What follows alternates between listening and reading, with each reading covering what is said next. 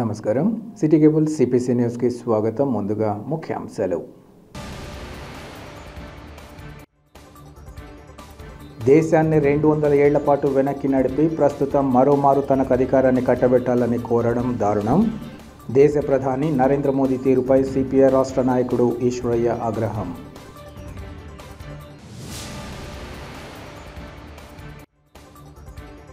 భక్తి శ్రద్ధలతో శ్రీ వాసవి మాత ఆత్మార్పణ దినోత్సవం. వివిధ పూజలు హోమాలతో అమ్మవారిని స్మరించుకున్న ఆర్యవైశ్యులు.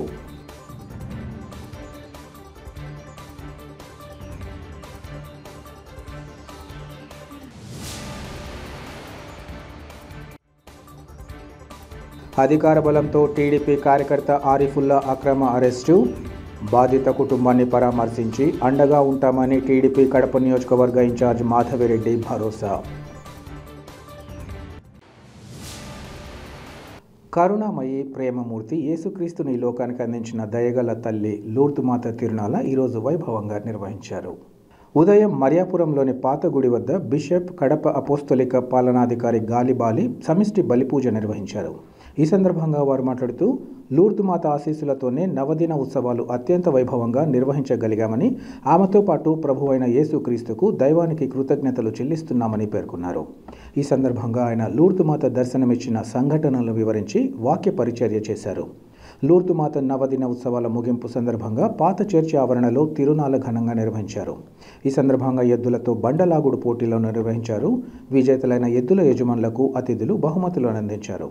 తిరునాళ కమిటీ సభ్యుల ఆధ్వర్యంలో నిర్వహించిన పలు సాంస్కృతిక కార్యక్రమాలు, ఆటపాటలతో ఆ ఆవరణం సందడిగా మారింది. అడుగడుగున దుకాణాలు ఏర్పాటు చేయడంతో మైదానం జనంతో నిండిపోయింది. ప్రాంగణమంతా రంగురంగుల రాట్నాలు, కొలంబస్, జాయింట్ వీల్, బొమ్మ ర్యాకెట్లు, బొమ్మ ట్రైన్లతో, పిల్లల కేరింతలతో సందడిగా మారింది. సమీప గ్రామాల నుంచి వచ్చిన భక్తులు దుకాణాల వద్ద పెద్ద ఎత్తున గుమికూడడంతో జనంతో ఆ ప్రాంతం నిండిపోయింది. రాబోయే సార్వత్రిక ఎన్నికలను ప్రశాంతంగా నిర్వహించేందుకు జిల్లా అధికార, పోలీసు యంత్రాంగం తగిన చర్యలు చేపట్టాలని వామపక్షాల నాయకులు ఆంజనేయులు కోరారు. కడప నగరంలో నిర్వహించిన రౌండ్ టేబుల్ సమావేశంలో ఆయన మాట్లాడారు. కడప నగరంలో గత కొన్ని రోజులుగా దాడులు చేసుకునే సంస్కృతి నెలకొందన్నారు. రాజకీయ పార్టీలు, ప్రజా సంఘాలపైన అధికార పార్టీ దాడులు పెరుగుతున్నాయని చెప్పారు. అటు జమ్మలమడుగు, ఇటు కడపలో పరిస్థితులు చేయి దాటుతుంటే పోలీసులు చూసి చూడనట్లు వ్యవహరించడం ఏమాత్రం సమంజసం కాదన్నారు. పరిస్థితులు ఇలాగే ఉంటే జిల్లాలో ప్రశాంతయుత వాతావరణంలో ఎన్నికలు జరిగే పరిస్థితులు ఉండవన్నారు.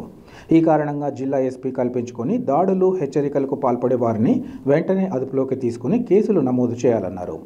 ఈ విషయంగా జిల్లా కలెక్టర్, ఎస్పీలను కలిసి సమస్యలను విన్నవించామని ఆయన పేర్కొన్నారు. ఇప్పటికి కూడా పరిస్థితిలో మార్పు రాకుంటే రాష్ట్ర, కేంద్ర ఎన్నికల సంఘానికి ఫిర్యాదు చేసేందుకు చర్యలు తీసుకుంటామన్నారు. ముఖ్యమంత్రి, ఉప ముఖ్యమంత్రి పోటీ చేసే స్థానాలలో తమ నాయకులు అధిక సంఖ్యలో పోటీ చేసి తమ నిరసన తెలియజేస్తామని ఆయన వివరించారు. ఈ సమావేశంలో పలు పార్టీల, ప్రజా సంఘాల ప్రతినిధులు పాల్గొన్నారు. రాష్ట్రంలో 2 నెలల లోపల సార్వత్రిక ఎన్నికలు రాబోతూ ఉన్నాయి. కడప జిల్లాలో ప్రధానంగా ఈ ఎన్నికల వాతావరణం స్పీడ్ అయింది. బూతుల పురాణం అంతకంటే ఇంకా ఎక్కువ స్పీడ్ అయింది. అంటే ఈ 5 సంవత్సరాల కాలంలో మనం చూసాం. పోయినసారి ఎన్నికల కమిషనర్, ఈ రాష్ట్రానికి సంబంధించిన ఎన్నికల కమిషనరు కరోనా కారణంగా వాయిదా వేసిన సందర్భంలో ఆయన మీద ఎలాంటి దాడి జరిగిందో అలాంటి దాడే ఈరోజు రాజకీయ పార్టీలపైన, ప్రజా సంఘాలపైన ఈరోజు అధికార పార్టీ దాడి విపరీతంగా పెంచేది. జమ్మలమడుగులో స్వయానా ఎమ్మెల్యే ఆ బూతులు వినలేని భాష ఈరోజు మాట్లాడుతూ ఉన్నారు. తర్వాత కడపలో పోలీస్ స్టేషన్లో నేరుగా ఎస్ఐలను, సిఐలనే బండబూతులు తిట్టడం, అయినా ప్రేక్షక పాత్ర పోలీసులు వ్యవహరిస్తూ ఉంటారు. ఎందుకు ఈ రకంగా చూసి చూడనట్టు పోతా ఉన్నారో అర్థం కావడం. ఈ పరిస్థితి ఉంటే ఎన్నికల్లో ఈ రకంగానే ఎస్పీ గారు వ్యవహరిస్తే సవ్యంగా ఎన్నికలు జరుగుతాయా? అందుకని మేము విజ్ఞప్తి చేసేది ఏంటంటే, ఎస్పీ గారు ఈ తప్పులు చేసినటువంటి వాళ్ళను వెంటనే అరెస్ట్ చేయాలి, కేసులు ఎఫ్ఐఆర్ చేయాలి. రెండోది నుంచి కానీ లేకపోతే రాష్ట్ర వ్యాప్తంగా పెద్ద ఎత్తున దుర్మార్గమైనటువంటి దాడి జరుగుతూ ఉంది. ఈ దాడిని ఆపాల్సినది ఎవరు? అధికారులు, పోలీసులు ఈ రకంగా వ్యవహరిస్తూ ఉన్నారు. అందుకని వీటన్నిటిపైన ఈరోజు మేము రౌండ్ టేబుల్ సమావేశం ఏర్పాటు చేసాం. రేపు కలెక్టర్ గారిని, సోమవారం కలెక్టర్ గారిని, ఎస్పీ గారిని కలుస్తాం. ఆడికి కూడా ఇది కాదు అనుకుంటే రాష్ట్ర ఎన్నికల అధికారికి, ఈ దేశానికి సంబంధించిన ఎన్నికల అధికారి దృష్టికి కూడా తీసుకుపోతాం. అప్పటికి కూడా మారకపోతే ఎన్నికల్లో మూకుమ్మడిగా ఎక్కడైతే ఎక్కువ జగన్మోహన్ రెడ్డి పోటీ చేస్తాడో, లేకపోతే ఎక్కడైతే ఉప ముఖ్యమంత్రి పోటీ చేస్తాడో అక్కడ ఎక్కువ మంది పోటీ చేసి నిరసన కార్యక్రమాన్ని కూడా మేము తెలియజేస్తామని చెప్పి ఈ సందర్భంగా విజ్ఞప్తి చేస్తా ఉన్నాం. దేశ ప్రధాని నరేంద్ర మోదీ తన 10 ఏళ్ల పాలనలో దేశాన్ని 200 ఏళ్ల పాటు వెనక్కి నడిపి ప్రస్తుతం మరోమారు తనకు అధికారాన్ని కట్టబెట్టాలని కోరడం దారుణమని సిపిఐ రాష్ట్ర నాయకుడు ఈశ్వరయ్య తెలిపారు. కడప నగరంలోని పార్టీ కార్యాలయంలో ఏర్పాటు చేసిన విలేకరుల సమావేశంలో ఆయన మాట్లాడారు.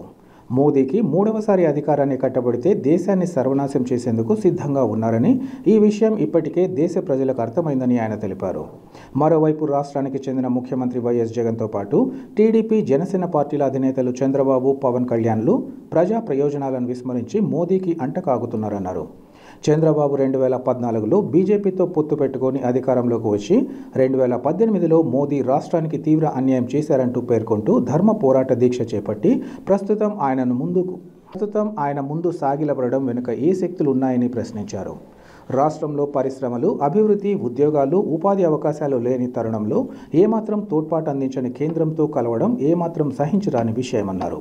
ఈ నేపథ్యంలో కేంద్ర, రాష్ట్ర ప్రభుత్వాల తీరును నిరసిస్తూ ఈ నెల 16వ తేదీన జాతీయ స్థాయిలో రైతు, కార్మిక సంఘాలు ఇచ్చిన బంద్లో ప్రతి ఒక్కరూ పాల్గొని విజయవంతం చేయాలని కోరారు. ఈ సమావేశంలో సిపిఐ జిల్లా కార్యదర్శి గాలి చంద్రతో పాటు ఇతర నాయకులు పాల్గొన్నారు.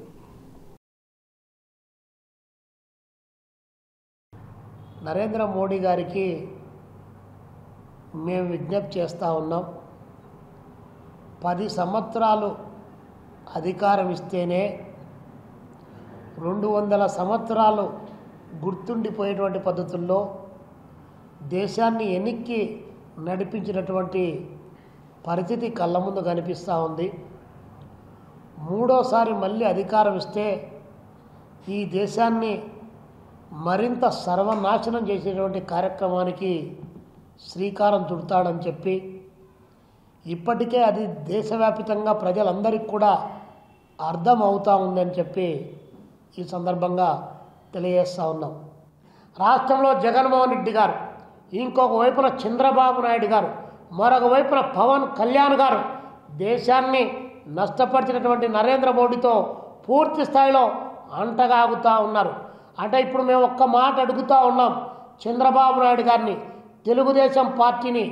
2014 సంవత్సరంలో మీరు బీజేపీతో పొత్తు పెట్టుకొని ఎన్నికల్లో గెలిచి 2018 సంవత్సరంలో మీరు బయటికి వచ్చి నరేంద్ర మోడీ అనేటువంటి వాడు ఈ దేశాన్ని అమ్మకానికి పెడుతున్నాడు, విభజన హక్కులో ఉన్నటువంటి ఏ ఒక్క అంశాన్ని పరిష్కరించలేదని చెప్పి ధర్మ పోరాట దీక్ష పెట్టేటువంటి చంద్రబాబు నాయుడు గారు ఈరోజు మీకు నరేంద్ర మోడీలో ఆయన అధర్మవాదని కానీ, ఆయన అలౌకికవాదని కానీ, ఆయన మతోన్మాదాన్ని రెచ్చగొడుతున్నాడని కానీ, ఈ రాష్ట్రానికి రావాల్సిన హక్కులకు పాతర వేశాడని కానీ ఏమాత్రం కూడా మీకు తెలియడం లేదని అనుకోవాలా? లేకపోతే మీ యొక్క రాజకీయ ప్రయోజనాల కోసం ఈ రాష్ట్ర అభివృద్ధి అనేటువంటి పేరుతో మీరు అక్కడ బానిసలుగా మారుతున్నారని చెప్పి భావించాలని చెప్పి చంద్రబాబు నాయుడు గారిని అడుగుతున్నాం. రాష్ట్ర అభివృద్ధి కుంటుపడింది. ప్రాజెక్టులు లేవు, పరిశ్రమలు లేవు, ఉద్యోగాలు లేవు, ఉపాధి అవకాశాలు లేవు.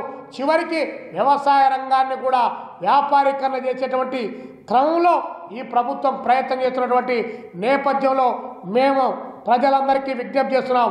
16వ తారీఖు ఫిబ్రవరి 16వ తారీఖున జాతీయ స్థాయిలో మొత్తం 500 పైచిలకు రైతు సంఘాలు, 540 పైచిలకు కార్మిక సంఘాలు సార్వత్రిక సమ్మెకు, గ్రామీణ బంద్కు పిలిపించిన నేపథ్యంలో వాటి విజయవంతం చేయమని చెప్పేసి ప్రజలందరూ ఈ బంద్లో పాల్గొనడం ద్వారా కేంద్ర రాష్ట్ర పాలక వర్గాలు అవలంబించేటువంటి ప్రజా వ్యతిరేక విధానాలపైన పోరాటానికి సిద్ధమై వారిని గద్దె దించాలని చెప్పి ఈ సందర్భంగా ప్రజలకు విజ్ఞప్తి చేస్తా ఉన్నాం. ప్రజలకు నాణ్యమైన బియ్యం అందించాలన్న ఉద్దేశంతో కడప నగరంలో ఐశ్వర్య ఫ్రాంచైజీస్ను ప్రారంభించడాన్ని స్వాగతిస్తున్నామని కేఎస్ఆర్ఎం కళాశాల అధినేత, నగర ప్రముఖులు చంద్రబాబు రెడ్డి తెలిపారు. కడప నగరంలో ఐశ్వర్య బియ్యం కొనుగోళ్లను ఆదివారం ఆయన ప్రారంభించారు. ఈ సందర్భంగా ఆయన మాట్లాడుతూ ఐశ్వర్య గ్రూప్ ఆఫ్ ఇండస్ట్రీస్ వారి బియ్యానికి మార్కెట్లో విశేష గుర్తింపు ఉందన్నారు. ప్రస్తుత కాలంలో ప్రతి ఒక్కరూ ఆరోగ్య విషయంగా జాగ్రత్తలు తీసుకుంటున్న తరుణంలో బియ్యం వాడకం పట్ల నిర్లక్ష్యం వహించడం సరికాదన్నారు. నాణ్యమైన బియ్యం వాడాల్సిన అవసరాన్ని ప్రజలు గుర్తించాలని, ఈ విషయాన్ని గుర్తించిన తన మిత్రుడు మహేష్ పేద మధ్యతరగతి ప్రజలకు సైతం అందుబాటు ధరల్లో బియ్యం విక్రయాలు కొనసాగిస్తున్నారన్నారు. ఈ విషయాన్ని ప్రజలకు తమకు తెలిసిన వారికి తెలియచేయాలని ఆయన కోరారు. కడప నగర వాసులు తమ మిత్రుడు మహేష్ను ప్రోత్సహిస్తూ ఆయన వ్యాపార అభివృద్ధికి తోడ్పాటు అందించాలని కోరారు. ఈ కార్యక్రమంలో కడప నగర ప్రముఖులు, దుకాణ యజమాని మహేష్ కుటుంబ సభ్యులు, స్థానికులు పాల్గొన్నారు. ఈరోజు ఉదయము మన కడప వాసులకు ఒక మంచి రకమైన బియ్యంని అందించాలని చెప్పి ఐశ్వర్య బ్రాండ్ వాళ్ళు కడపలో స్టార్ట్ చేయడం జరిగింది. అది ముఖ్యంగా నా క్లాస్మేట్ దాన్ని ఇంకా ముందుకు తీసుకెళ్లాలని చెప్పి ఆ ఫ్రాంచైజీ తీసుకోవడము, ఆయనకు మా వంతు సహాయం చేసేదానికి మా వ్యవస్థలకు కానీ, మా తెలిసిన వాళ్ళకి కానీ, మన కడప వాసులకు కానీ మన తరపు నుంచి ఈ ఐశ్వర్య బియ్యము వాళ్ళ జోనల్ హెడ్తో కూడా మాట్లాడడం జరిగింది. అంటే ఏ రకమైన స్పెషల్ ఉంటుంది మీ బియ్యంలో అని. ఒక వ్యాపార వ్యక్తిగా నేను పలు రకాల బిజినెస్లు చేసి నేను ఒక బిజినెస్ స్టార్ట్ చేయాలనుకున్నప్పుడు ఇది ఒక బిజినెస్ అనుకున్నాను, ఒక రైస్ మిల్ ఒకటి పెట్టాలా, సో స్టార్ట్ చేయాలని చెప్పి ఒక ఏం ఒకటి ఉండింది. బట్ అనుకోకుండా కాటన్ బిజినెస్లోకి పోవడం జరిగింది. సో ఆ రైస్ బిజినెస్ మీద ఐడియా ఉంది కాబట్టి వాళ్ళని కూర్చొని అడుగుతానండి ఎట్లా స్టార్ట్ చేస్తారు, ఎట్లా చేస్తారు రైస్ అని. సో వాళ్ళు చెప్పిన క్వాలిటీ ప్రకారము వాళ్ళు ఇచ్చే క్వాలిటీ చాలా బాగుంది. బ్రౌన్ రైస్ కాకుండా సింగిల్ పాలిష్ రైస్ కూడా వాళ్ళ దగ్గర ఉన్నాయి. మరియు వైట్ రైస్లో కూడా పలు రకాలుగా ఉన్నాయి. మిడిల్ క్లాస్ వాళ్ళకు, హై క్లాస్ వాళ్ళకు అనుకూలంగా ఉండే రేట్స్ ఉన్నాయి.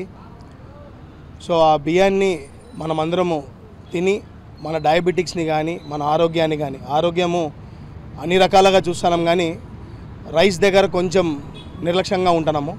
సో ఆ రైస్ని ఒకసారి వాడి, నేను దాన్ని వాడి ఇంకా 10 మందికి చెప్తూ ఆరోగ్యం ఎట్లా మెయింటైన్ చేయాలని తెలియపరుస్తూ ఈరోజు ఈ షాప్ ఓపెనింగ్కి నన్ను చీఫ్ గెస్ట్గా పిలిచినందుకు మా మహేష్కి, వాళ్ళ కుటుంబ సభ్యులందరికీ పేరు పేరున ధన్యవాదాలు తెలియజేసుకుంటూ సెలవు తీసుకుంటాను. థ్యాంక్ యూ అండి. అందరికీ నమస్కారం అండి. ఐశ్వర్య గ్రూప్ ఆఫ్ ఇండస్ట్రీస్ నుండి ఈరోజు ఇక్కడ షోరూమ్ కడపలో ఓపెన్ చేయడం జరిగిందండి. ఉమ్మడి ఖమ్మం ప్రజలందరికీ మా విజ్ఞప్తి, ఒకసారి మా షోరూమ్కి విజిట్ చేయండి. అలాగే ఐశ్వర్య రైస్ యొక్క ప్రత్యేకత ఏంటో మీరే వాడి చూడండి. వాడి చూసిన తర్వాతనే నమ్మండి. ఇందులో ముఖ్యంగా సార్ చెప్పినట్టుగా మేము దంపుడు బియ్యం క్వాలిటీతో రైస్ తీసుకురావడం జరిగిందండి. దీనిలో ఉన్న ప్రత్యేకత ఏంటంటే ఇది డయాబెటీస్ నియంత్రించడానికి సహకరిస్తుందండి. అలాగే కొలెస్ట్రాల్ నియంత్రించడానికి సహకరిస్తుంది.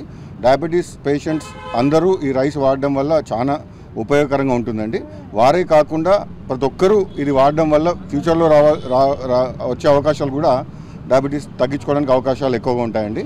సో ఒకసారి వాడండి. ఒక 1 మంత్ మీరు వాడి చూసిన తర్వాతనే నమ్మండి. ఒకసారి మా షోరూమ్కి విజిట్ చేయండి, చూసి వాడి దాని తర్వాత నమ్మండి. అలాగే సార్ చెప్పినట్టుగా ప్రతి స్థాయిలో ఉన్న వ్యక్తికి 40 రూపీస్ నుండి 80 రూపాయల వరకు రకరకాల రైస్ మా దగ్గర అవైలబుల్ ఉన్నాయండి.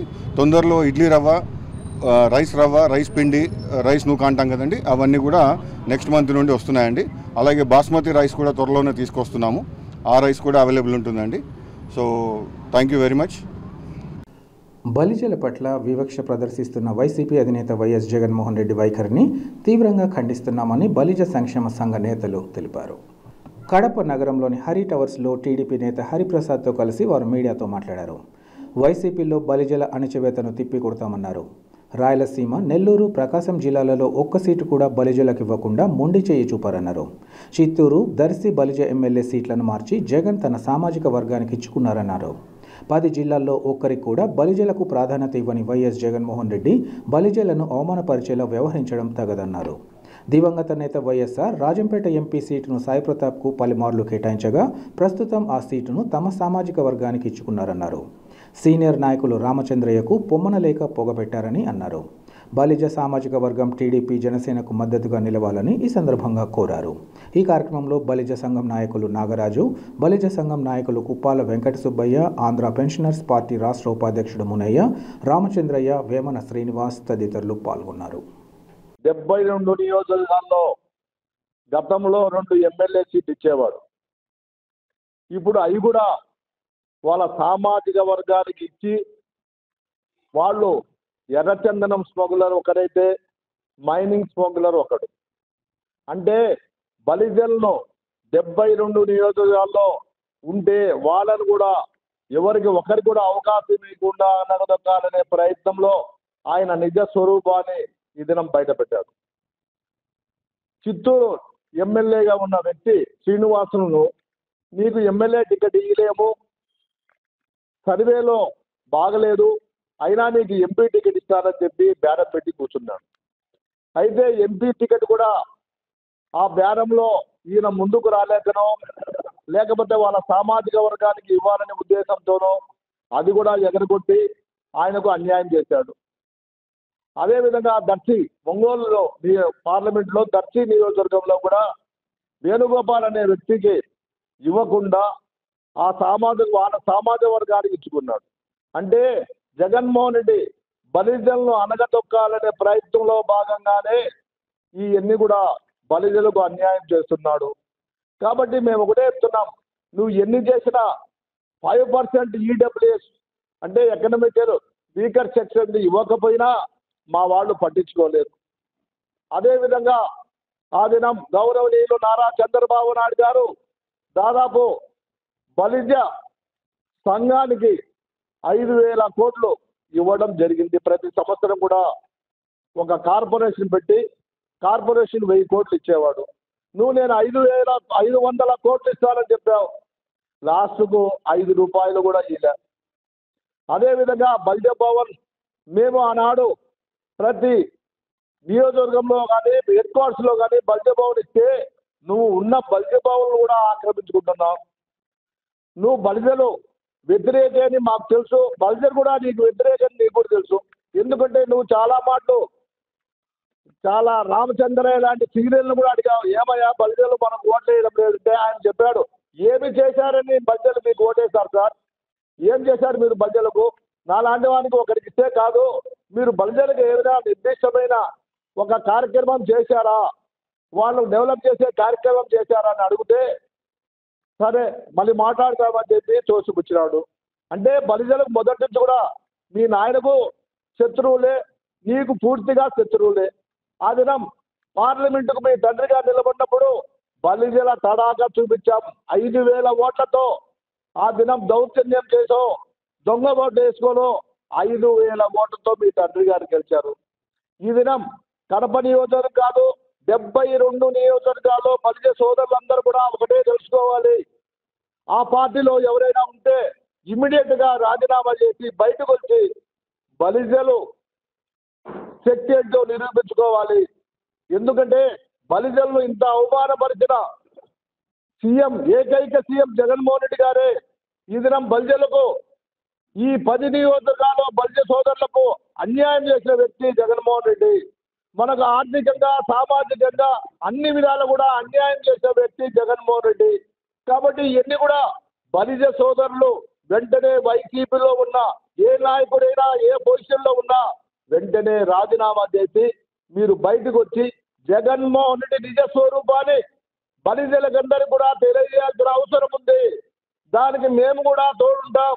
మేము కూడా ఒక నిర్దిష్టమైన ప్రణాళిక వేసుకుని ఈ జిల్లాలోనే కాదు ఈ 10 జిల్లాల్లో కూడా మేము కూడా బలిజలమందరం పోయి ఈ జగన్మోహన్ రెడ్డి మొదటి నుంచి కూడా బలిజలకు శత్రువు అని ఒకరిద్దరు ఎవరైనా ఉంటే వాళ్ళకు కూడా కన్విన్స్ చేసేదానికి మేము కూడా ప్రయత్నం చేస్తామని చెప్పి తెలియజేస్తున్నాం.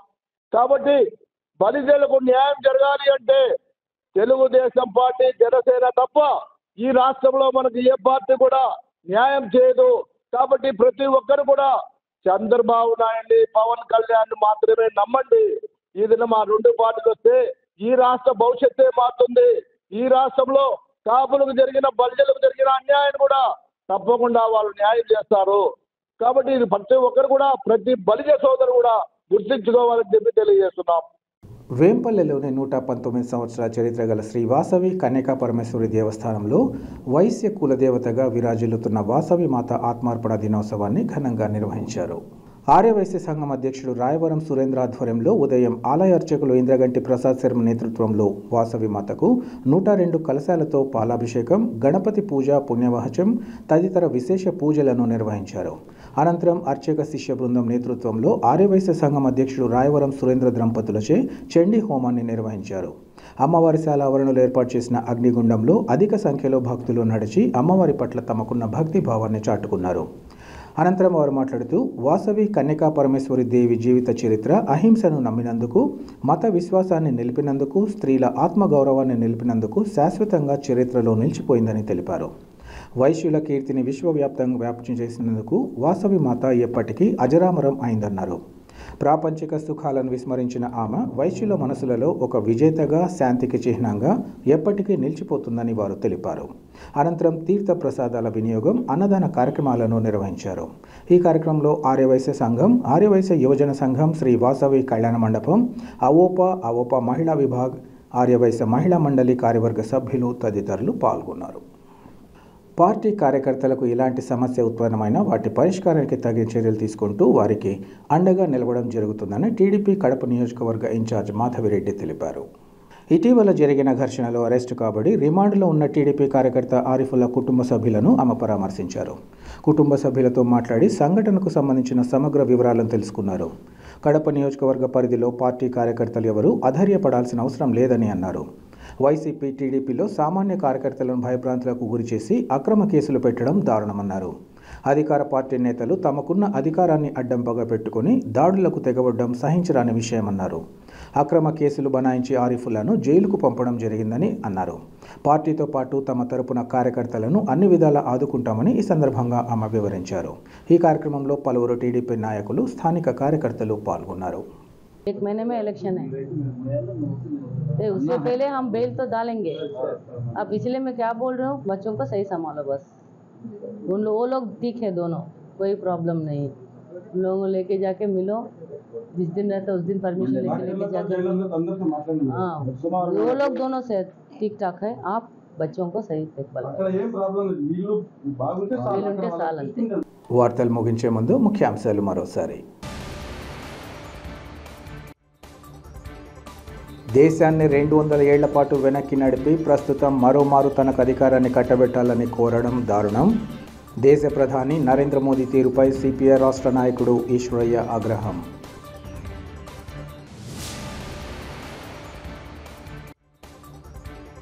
భక్తి శ్రద్ధలతో శ్రీ వాసవి మాత ఆత్మార్పణ దినోత్సవం. వివిధ పూజలు, హోమాలతో అమ్మవారిని స్మరించుకున్న ఆర్య వైశ్యులు.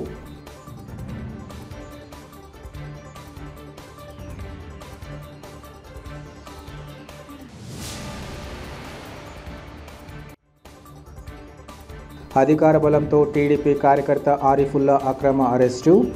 బాధిత కుటుంబాన్ని పరామర్శించి అండగా ఉంటామని టీడీపీ కడప నియోజకవర్గ ఇన్ఛార్జ్ మాధవిరెడ్డి భరోసా. సిటీ కేబుల్, సిపిసి న్యూస్ ఇంతటితో సమాప్తం. నమస్కారం.